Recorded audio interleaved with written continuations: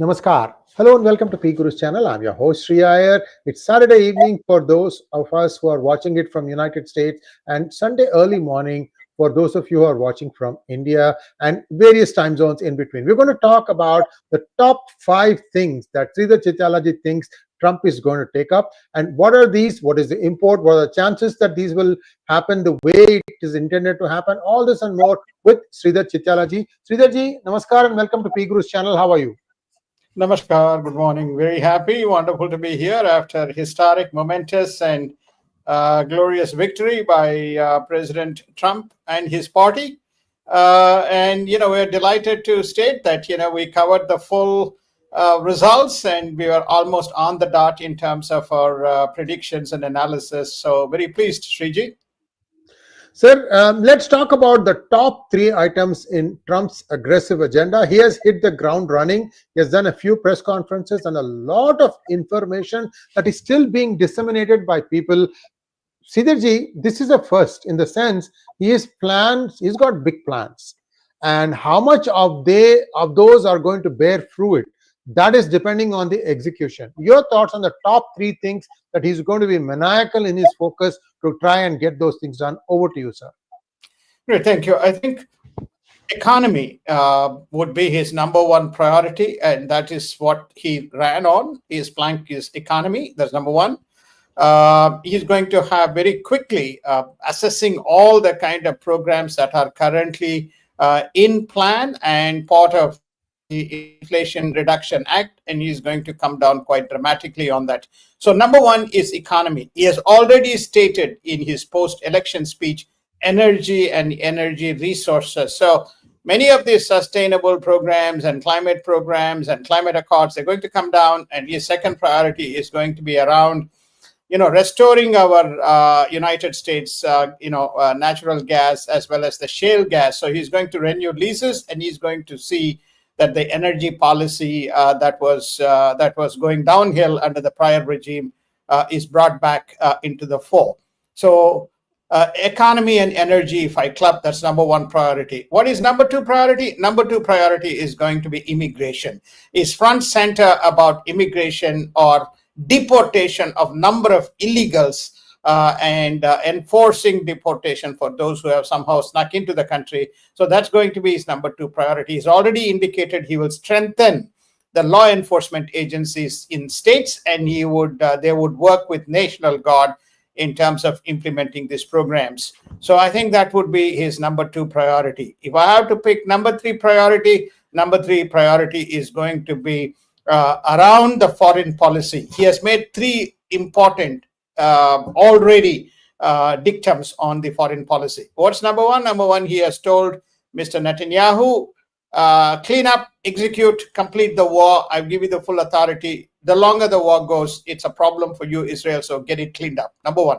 Number 2 is also indicated to Qatar. You got a whole bunch of Hamas guys sitting there, and you have asked them to get out. And Hamas has already Qatar is responding by saying, please get out because you are no longer interested in the peace process. He has, believe it or not, he has had a dialogue with Mr. Abbas, of the Palestinian leader, and he has said, I will try to address this Gaza issue and Palestinian issue. What he is trying to say is restoration of peace rather than, and that will probably encompass Israeli involvement in it so that there is peace and tranquility. So he has made that. He has also told Zelensky, I'm not going to fund your war, and find a peaceful resolution by sitting across the table with the Russians. Sridhar ji, I'll start from Ukraine and work backwards. There has been talk that the Biden administration is somehow trying to sneak in another $6 billion of what do we call aid/loan, as whatever you want to call it, to Ukraine, and that the new administration perhaps is not going to allow that to happen. See, this is where we are entering into this gray zone, right? The previous administration has committed to giving that, and the new administration will probably say no. How do these things fall, sir? Which way do they fall? It goes back to your question. What does the transit team do? The transit team will be sitting across and basically validating, said, no, this is not our policy. You lost the election. Okay, you can be status quo till we take over. This policy we have to assess, not you. So there will be some checks and balances. And I think both the administrations already, I think he has met or shaken hands with Harris. He has spoken with Biden. He'll be meeting Biden in White House. And the Department of Justice and other fellows have stated that they would not be putting any roadblocks for the transit team security. So therefore, you will see the transit team working hard in terms of making sure things like this are not going to sneak in, Shriji. Thank you so much, sir. Now let's go to the second item, which is CCP's drug strategy. He has already announced that he is going to use every resource available at his hand, in his hand. For example, Navy, the United States Navy is going to be patrolling the waters off of the coast to make sure that nothing reaches U.S. shores via sea. And he was also, taken aim at various things. For example, calling drug manufacturers as terrorists, so that the way they are prosecuted becomes slightly different. Sridhar ji, unlike India, US doesn't have any such compunctions about kidnapping anybody, even a head of a state, and bringing them into the United States for a trial.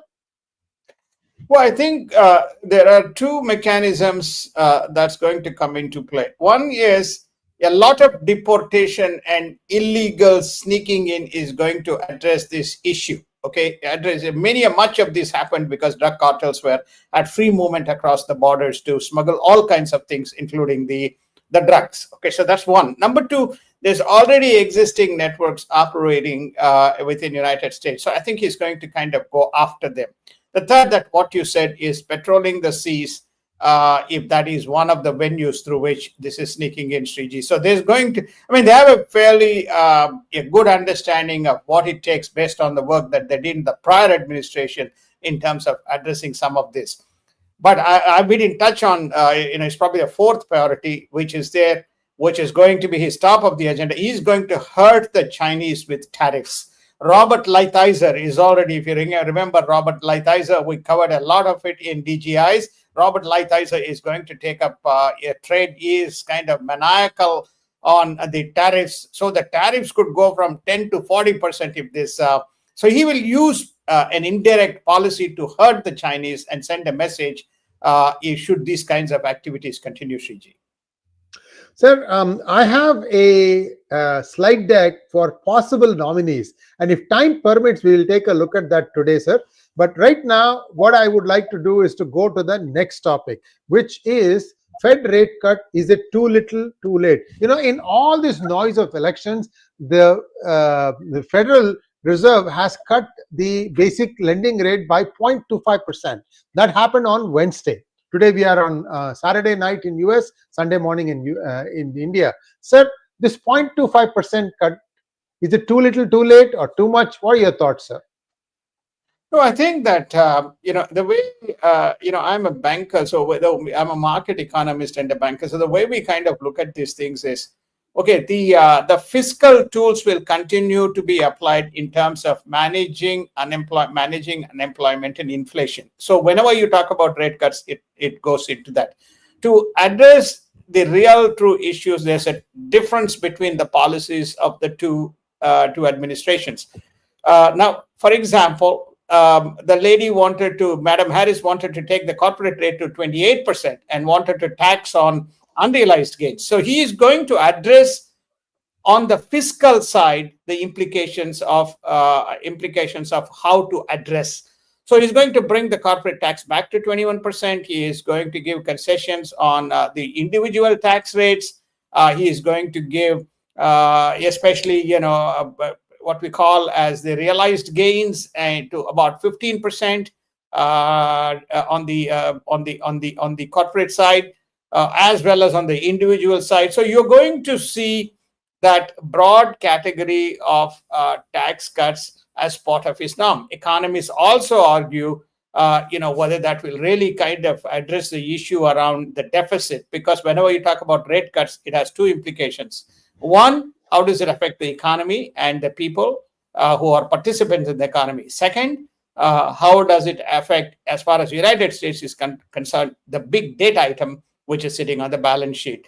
So I have a feeling he's going to address the debt item by coming up with measures which brings the debt down through other measures rather than through using purely interest rate as a mechanism. Whether he will indulge in some asset sales to bring, we'll see.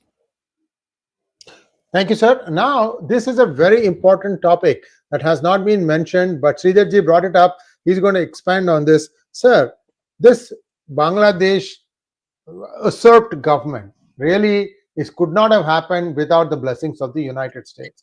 Biden administration did it. There's no doubts about it. Right now, nobody knows who's in control because the Biden administration has been allegedly trying to tell the Bangladesh military to make sure that the minorities such as the Hindus in Bangladesh are not affected.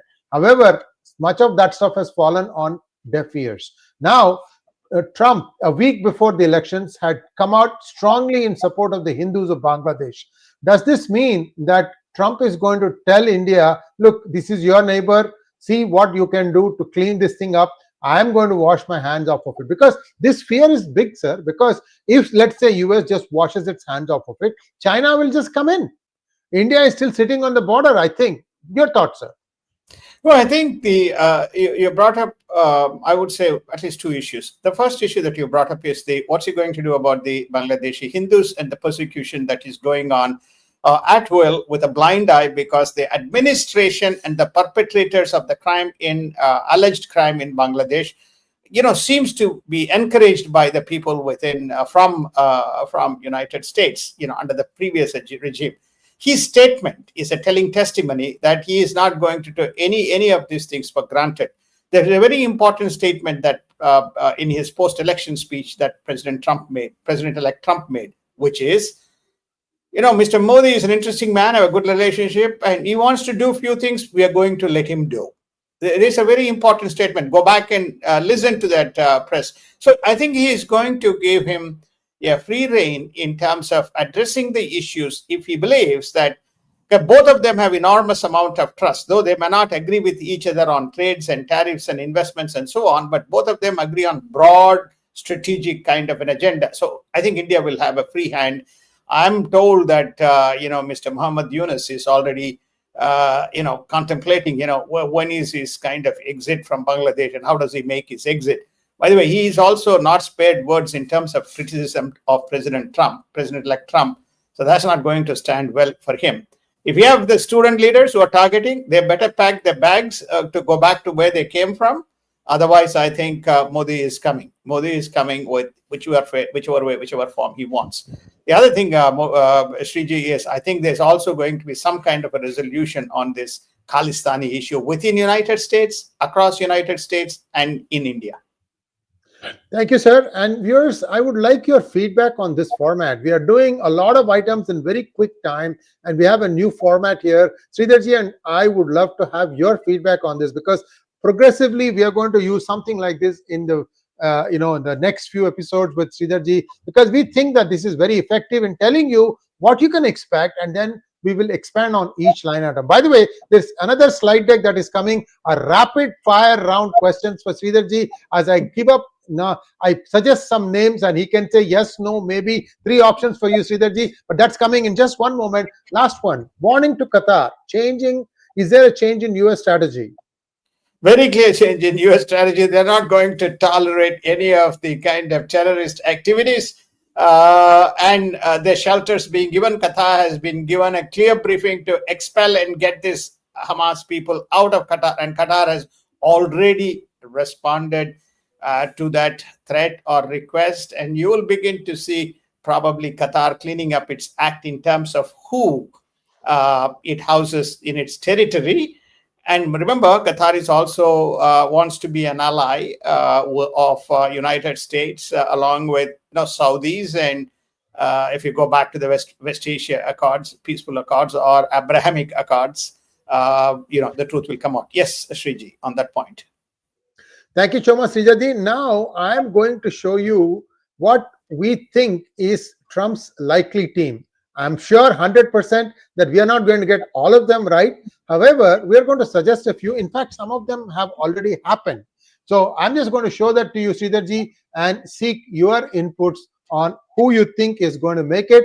And sometimes you can say he might be in the administration, but not that portfolio. So 3 choices for each name: yes, no, maybe. And you can expand on this, sir. Here is the first one: 𝗠cie 𝗲𝗍𝘅, Chief of Staff. This is confirmed. Done, confirmed. Mark Paoletta, Attorney General. Possible. Maybe. So that's a maybe. That's a maybe. Tom Homan for Homeland Security and Immigration Control. Maybe. Mark Rubio for Secretary of State. Strong possibility. Richard Grenell for NSA or the Director of CIA. Most probably Director of CIA. NSA is going to Kash Patel. Oh, okay. That comes up just in a moment. John Ratcliffe, top security and intelligence related posts. John Ratcliffe. Possible Attorney General, I think, Sriji. Okay. Mike Pompeo. Possible. One of two. Jeffrey Jensen. Strong possibility. Kash Patel. National Security Agency, NSA. Okay. He will play an important role. Yeah. See, CIA director requires Senate approval. I mean, he has ruffles few feathers there. So therefore, I don't know whether that will get through. Sir, this would come as a surprise to you. Robert Lighthizer for Treasury. No, Robert Lighthizer has already been told that he is the trade and commerce czar, and to go after. So this is a definite no. Robert Kennedy Jr. He's coming. He's already started. Looking for people. He's the health. Elon Musk. Yes. No, he's not. I don't know whether he will be kind of head of, but he is going to be driving. He has indicated, raised his hand. Efficiency program, inside or outside. I think he's getting that assignment. So that brings us to a close of this part of the program. Sridharji, I'm now going to request you to take a look at some questions. We've been getting a lot of questions today, so I'm hoping that you have a few minutes to answer. We're doing well. 17 minutes into the program, we had this limit that we will stop by 20-25 minutes. Let's just go through the questions. Some may not be very long. Here we go. Thank you so much, Sanjay, for your super sticker. Thank you, Kat, for becoming YouTube member. Thank you, Ravishankar Vavuli, for becoming YouTube member. Maithili wants to know, Namaskaram, Sridharji, how true is the fact that federal government jobs may be clipped? It'll take time, but I think there will be no new recruiting, and they will try to, wherever it is possible. There's a fair amount of temporary workers.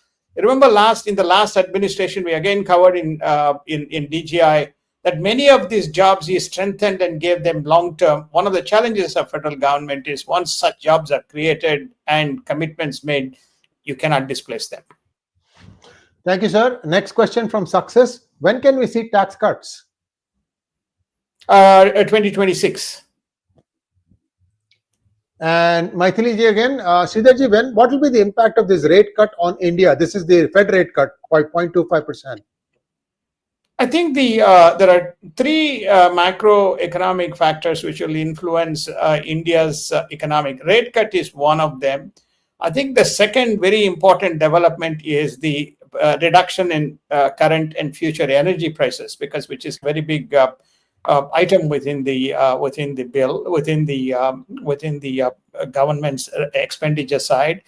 The third item is the geopolitical kind of uncertainty. Now with Trump in power, you are going to see far more geopolitical certainty, and last being the strategic partnership between India and United States, which nothing augurs but strengthens India's position overall. So fiscal, monetary, and as well as security will strengthen India's economic position by virtue of the new leadership. Thank you, sir. Next question from Rajiv Sashidharan. Sridharji, can Modi implement CAA and NRC? Because Trump talks about illegal immigration in India. We are facing this for decades. If any action is taken, the NGOs of USA start protesting. Look, I think this is a domestic policy issue within India, so I just don't know how much I can comment. But and I'm told that the CAA and NRC programs they are going to implement, and he probably will not have many hurdles, just like what he faced with intervention in Bangladesh. The question is, how does the Indian Indian legal system, stall or help making this happen? Is probably one question. And what's the political will of Modi? Now, I would say with Trump coming in, many of these so-called allies, are going to strengthen and not be shaky within the Modi administration. I think that should give him a lot of courage, because many of them are reliant on U.S. investments. Thank you, sir. Next question from Jack Sparrow. Sridhar ji, welcome back. Trump has invented 15 million or invested, I think, 15 million on crypto. What's your prediction for the cryptocurrency? Do you see worldwide adoption? Two questions. He's a crypto geek. He's a crypto optimist. People expect crypto to be Bitcoin to be $100,000 and above. So there is a very positive momentum expected for those who are the crypto boys. No, worldwide adoption is entirely a different matter. It's nothing to do with Trump. There's lots of things to happen, and we had covered several shows where we said it will remain an alternate asset class rather than mainstream. Thank you so much, sir. Now, what I would like to ask you is one last question. This is my question. I'm trying to turn this comment off. Just give me 1 second while I turn the comment off. Well, let me give you my question. My question is, there was some sort of chatter on X that Elon had joined a meeting between Trump and Putin. Did it really take place? And if so, where is the war headed? I don't have any input that he has joined that meeting with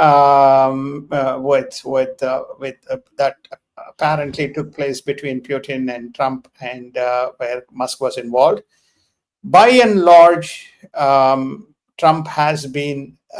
Musk has been supportive of many policies of Trump, not on just one matter, but also on geopolitics, strategy, etc. Remember, Elon Musk is not just EV cars and batteries. He is a satellite man. So his satellites to run on orbits and provide kind of both as well as commercial and intelligence for war. A partnership is needed. So he has a very good partnership with in that context with Trump. So I would assume that there would be some kind of an arrangement that will be worked out with Putin. Otherwise, it was like shooting stars under the Biden regime. Thank you so much, Sridhar ji. Viewers, that's it for today, and we'll be back again shortly. I don't know exactly when. We're trying to make this thing a periodic thing, and we will keep you informed. Sridhar ji, what a pleasure and honor to have you again back, sir. Today we had a rapid fire session because we really went through a lot of topics. Viewers, tell us if you like this format, because we want to really be crisp and to the point and cogent. Thank you once again, sir. Namaskar. Thank you, Namaskar, and have a wonderful day if you are in India and Asia, and have a wonderful evening if you happen to be in the United States. Thank you, sir.